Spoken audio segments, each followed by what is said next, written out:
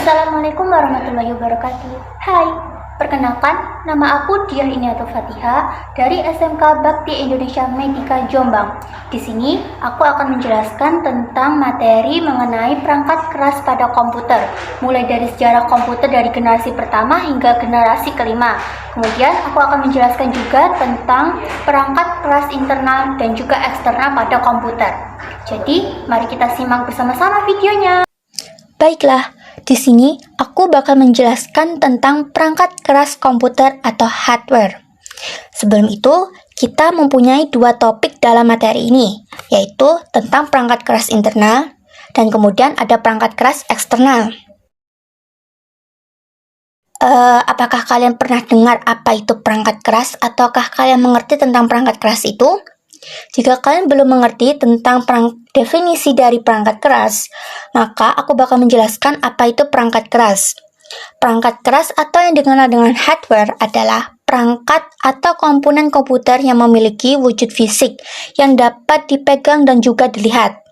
Perangkat keras menyusun fisik dari sistem komputer, baik komputer analog ataupun komputer digital.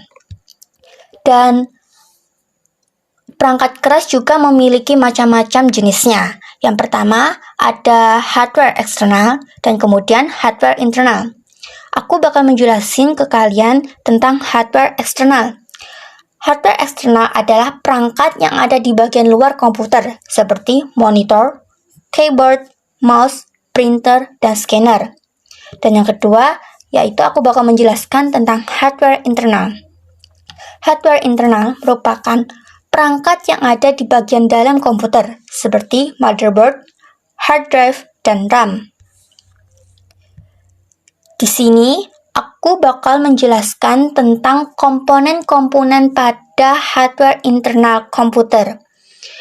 Yang pertama, ada motherboard.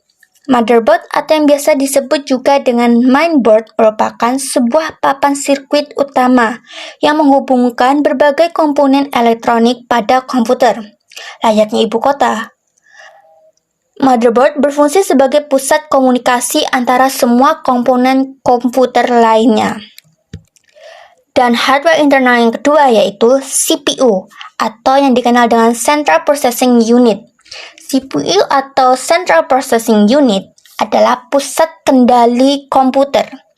CPU merupakan rangkaian sirkuit elektronik yang sangat kompleks dan luas yang menjalankan instruksi program yang tersimpan. CPU mendukung pemrosesan data dengan melakukan fungsi mengambil, mengode, dan mengeksekusi pada instruksi yang diprogram.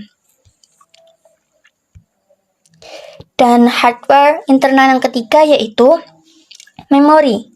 Memori adalah suatu alat atau medium yang mana informasi atau data atau instruksi perintah dapat disimpan dan dapat dikeluarkan kembali.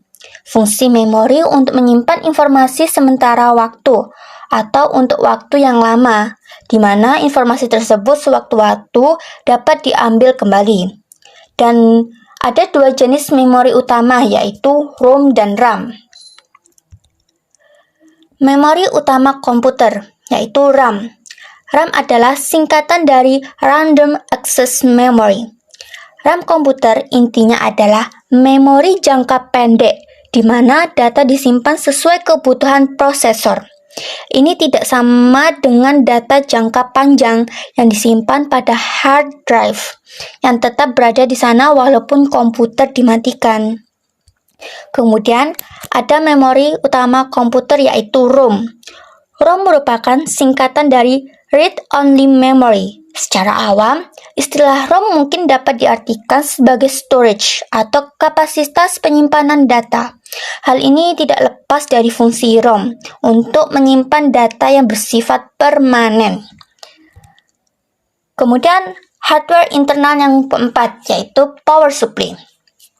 Power supply adalah sebuah komponen yang digunakan untuk memasok atau menyediakan daya listrik ke sebuah atau lebih perangkat. Power supply saat ini telah dirancang sedemikian rupa untuk mampu mengubah bahan dasar energi, semisal energi matahari, angin, hingga kimia menjadi energi listrik.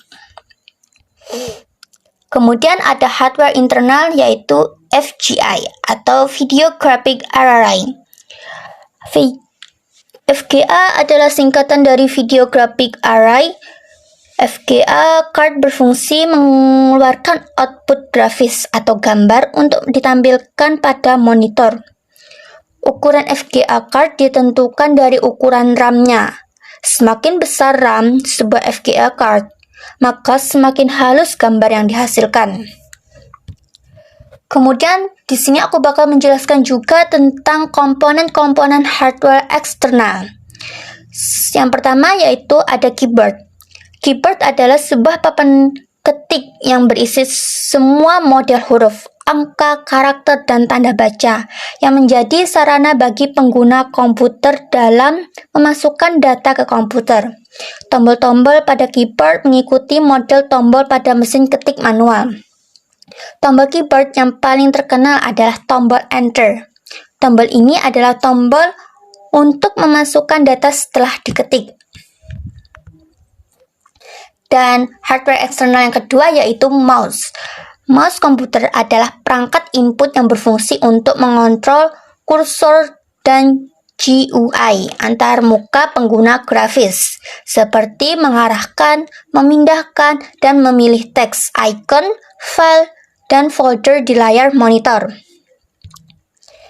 Kemudian ada hardware eksternal yaitu monitor. Monitor adalah perangkat keras yang digunakan sebagai alat output data secara grafis pada sebuah CPU dan disebut sebagai layar tampilan komputer karena monitor berfungsi sebagai penampil gambar dari bagian dalam komputer. Maka komputer nyaris mustahil digunakan tanpa menggunakan monitor. Kemudian ada speaker. Pengeras suara komputer adalah perangkat pengeras suara ekstensi yang digunakan untuk komputer. Biasanya perangkat ini dilengkapi penguat berdaya listrik rendah.